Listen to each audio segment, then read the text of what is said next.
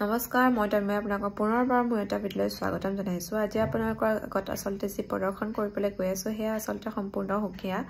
মই নৃত্যৰ লগত আওপকীয়াকৈ হ'লেও অলপ জড়িত আৰু সেইবাবে আপোনালোকৰ আগত মোৰ নৃত্য প্ৰদৰ্শন কৰিবলৈ বা মোৰ নৃত্যৰ কিছু ভংগীমা আপোনালোকৰ আগত উপস্থাপন কৰিবলৈ মই ইমান কুণ্ঠাবোধ নকৰোঁ, কিন্তু মই যিহেতু কবিতা আবৃত্তি বা গানৰ সৈতে ওতঃপ্ৰোতভাৱে জড়িত নহয় আৰু আওপকীয়াকৈও জড়িত নহয়, সেইবাবে আপোনালোকৰ সন্মুখত কবিতা আবৃত্তি কৰিবলৈ আৰু গানৰ পৰিৱেশন কৰিবলৈ মোৰ অলপ কুণ্ঠাবোধ হয়। কিন্তু যেহেতু কালিলৈ 20 জুন আৰু আমি সকলোৱে জানো যে 20 জুন তাৰিখটো বিষ্ণু ৰাভাৰ দেৱৰ স্মৃতিত আমি ৰাভা দিৱস হিচাপে উদযাপন কৰি আহিছোঁ আৰু সেই হেতুকে মই ভাবিলোঁ বিষ্ণু ৰাভা দেৱক সোঁৱৰি মই এটা কবিতা আবৃত্তি কৰোঁ। বিষ্ণু ৰাভা কিমান ৰাতি কবিতাটি চাগে আপোনালোকে সকলোৱে শুনিছে। এই কবিতাটি আবৃত্তি কৰিবলৈ যাওঁতে মোৰ বহুতখিনি ভুল ক্ৰুটি ৰৈ গৈছে আৰু লগতে প্ৰনাউন্সিয়েশ্যনতো মিষ্টেক হ'ব পাৰে, কাৰণ মই গান বা কবিতাৰ লগতে মই ওতঃপ্ৰোতভাৱে জড়িত নহয়। সেইবাবে সুৰ আৰু কথা কোৱাৰ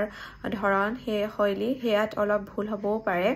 যদি আপোনালোকে ভাল পায় তেনেহ'লে চাব আৰু যদি ভুল ক্ৰুটিবোৰ ধৰিব পাৰিছে, অনুমান কৰিব পাৰিছে, তেনেহ'লে মোক আঙুলিয়াই দিব বুলি আশা কৰিলোঁ। আৰু যি কি নহওক এবাৰ মোৰ প্ৰথম অভিজ্ঞতা এয়া হ'ব।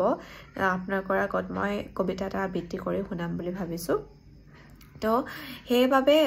আপোনালোকৰ পৰা সহায় সহযোগিতা কামনা কৰিলোঁ। বাকী ভাল হওক বেয়া হওক আপোনালোকে সমালোচনা কৰিবলৈ আছেই, সেইবাবে আপোনালোকক বিচাৰক বুলি ভাবি আপোনালোকৰ সন্মুখলৈ আগবাঢ়িছোঁ। বিষ্ণু ৰাভা, এতিয়া কিমান ৰাতি, তুমি সাৰে আছো আমি, সাৰে আছে প্ৰীতি, বিহুৰ তলি চিফুং বাঁহীৰ কৰুণ সুৰ, বড়ো গাভৰুৰ নাচোনৰ তাল ভাগে,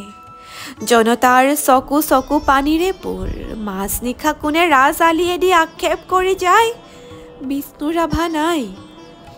নিজান চেলত তুমি সাৰে আছা কুৰিতাৰ দেৱাল, বন্দী তোমাৰ কণ্ঠৰ সুৰ, নাচোনৰ লয়লা, তুমি সাৰে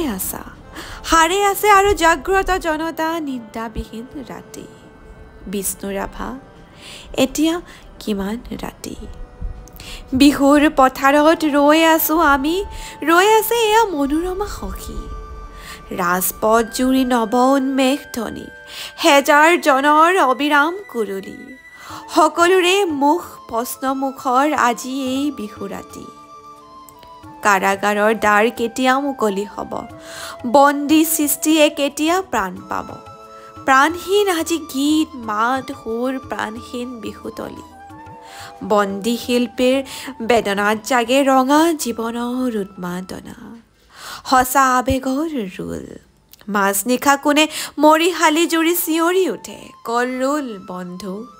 জীৱনৰ কলৰোল, দাস কেপিটেল 11 পৃষ্ঠা বাকী, মাজ নিশা কোন ত্ৰিনয়নে পঢ়ে পোহৰ উদ্যাচলত ৰবি, নৱজীৱনৰ প্ৰৱেশদ্বাৰত ইতিহাস ৰল সাক্ষী, বিষ্ণু ৰাভা আকৌ তুলি লোৱা,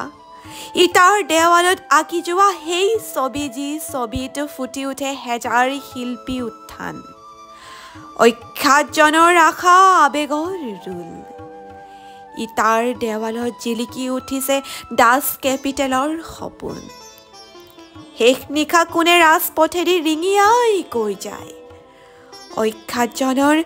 বুল লাগি হ'ল হেঙুল হাইতাল ৰঙা,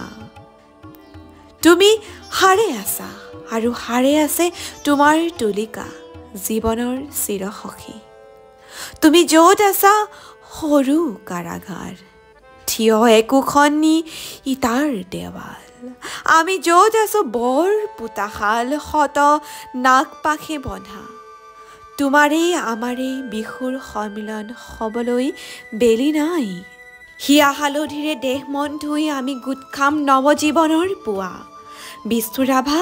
হৌৱা ঘূৰণীয়া বেলি, ৰঙা মুখ ফুটৌ সঁচা আবেগত মুক্তিৰ কপনি, শেষ নিশা সেয়া অখ্যাতজনৰ সমদল সমাগত, সমস্বৰে ফুটে পোহৰ জীৱনৰ জয়ধ্বনি।